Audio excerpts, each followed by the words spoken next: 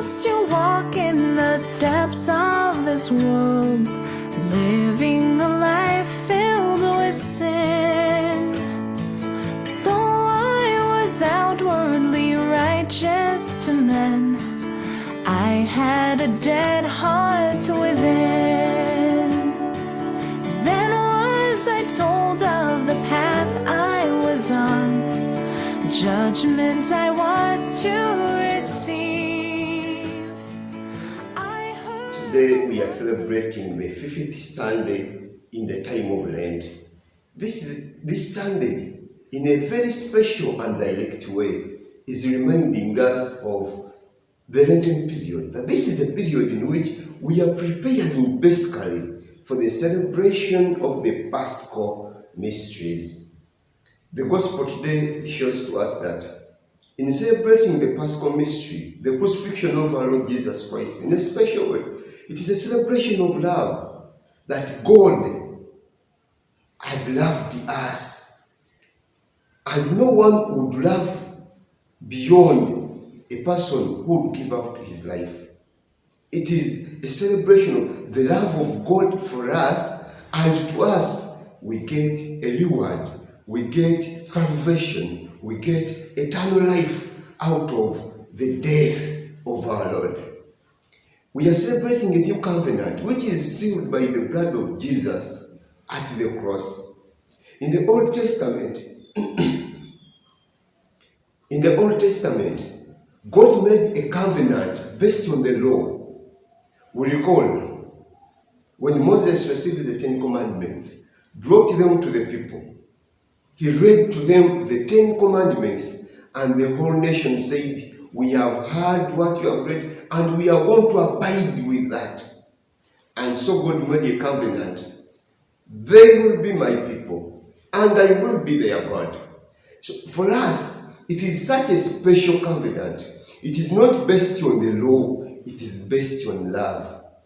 The first reading, the prophet Jeremiah, talks to us about this love. There is no great person like a person who is ready to give out his love. There is no greater covenant we celebrate like the covenant of love. The Israelites in the past knew God based on the law. They followed him based on the law that he had given to them. For us today, we are following God. We have come to know God out of love. His love for us and our love for him. And his law now is written on our hearts. The gospel, in a special way, points to the reality of the cross.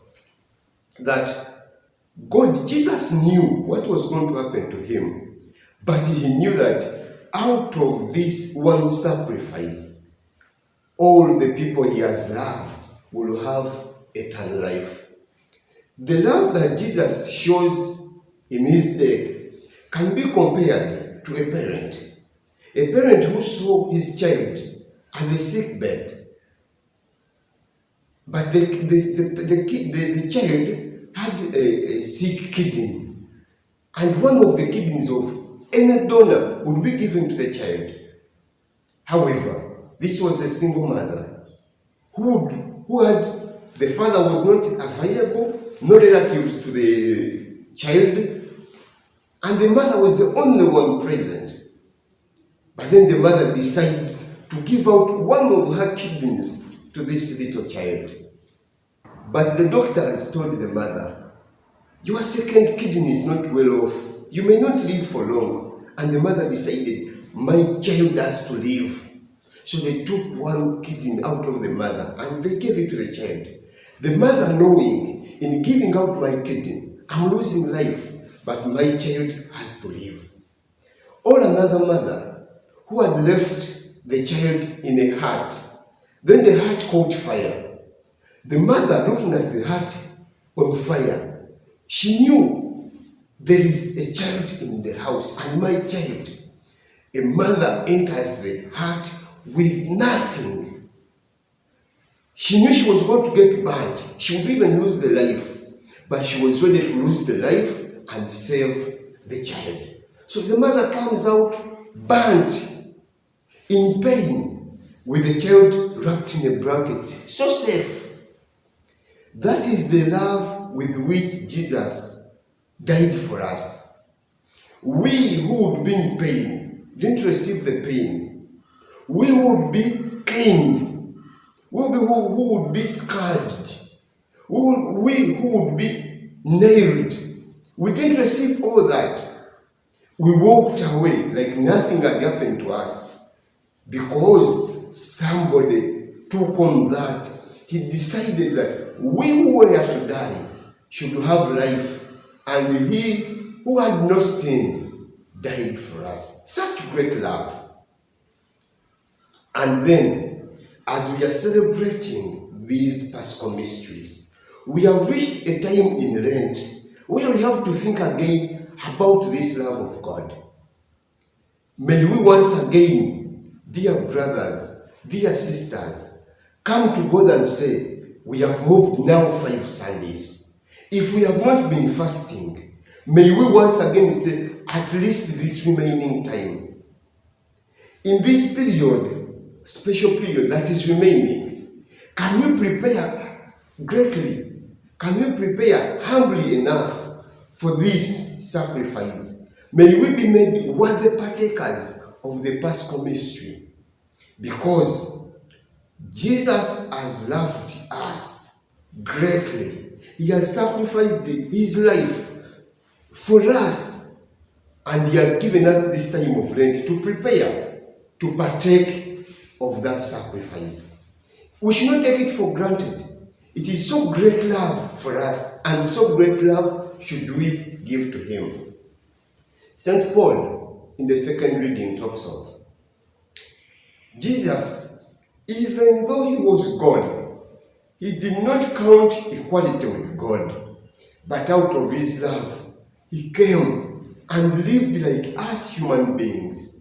He came and he resembled us in everything except sin, and even accepted to die on the cross. Such a shameful death. So shameful to us today when you look at Jesus at the cross. We do not see as such the shameful death, because we look at Jesus who is covered with a cloth. But Jesus, God on the cross, he was there naked. He had nothing on him. He had nothing completely. Raised above everything. God who is naked, raised in such a shameful way. But all that to give us eternal life.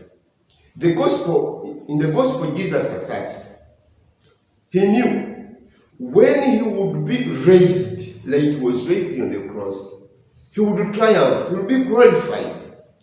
Indeed, on the cross, Jesus sits on his throne. Jesus sits on the chair of his mighty kingdom, and on that he rules the world. On that he triumphed over evil. He won the battle against Satan.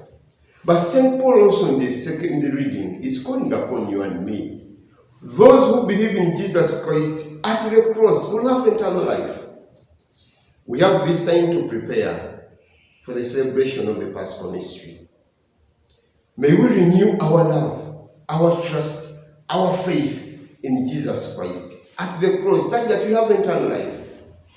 The Gospel also presents to us the 2 disciples, Andrew and Philip. Let us recall, when John the Baptist saw Jesus passing, he pointed to him and said, "Behold the Lamb of God."